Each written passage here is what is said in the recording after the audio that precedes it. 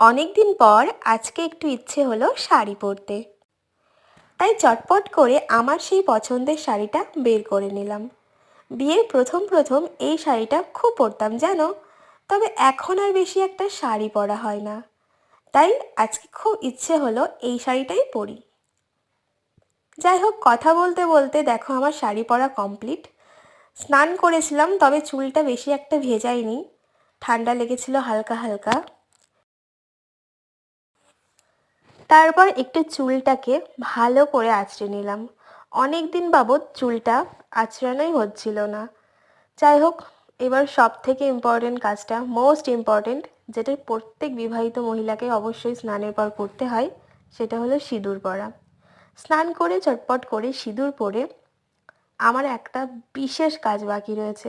সেই কাজটা করতে আমার এত পরিমাণে বোরিং, তোমরা কল্পনাও করতে পারবে না। তোমাদের কার কার এই কাজটি করতে বোরিং লাগে অবশ্যই ভিডিওটা দেখার পরে বলো। দেখো, এবার আমি একটা ছোট্ট টিপ পরে নিচ্ছি। এই যে আমার ফুল লুক আজকে, সিম্পল সাদামাটা একটা বউ। এখন আর মেয়ে বলা যাবে না, এখন আমি একজন বউ। সো চলো কাজটা শুরু করা যাক। হ্যাঁ, এই যে গোলবালিশটা দেখছো, এই গোলবালিশের যে কভারটা, এটা পরানোই আমার কাছে খুব বেশি কঠিন একটা কাজ, যেটা আমার খুব বোরিং লাগে। যাই হোক, ভিডিওর চক্করে ছটপট করে হয়ে গেল। দেখো এবার বিছানাটা কত সুন্দর লাগছে। ঘরের মধ্যে যদি বিছানাটা সুন্দর না থাকে, বিছানাটা অগোছালো থাকে, তাহলে কিছুই ভালো লাগে না।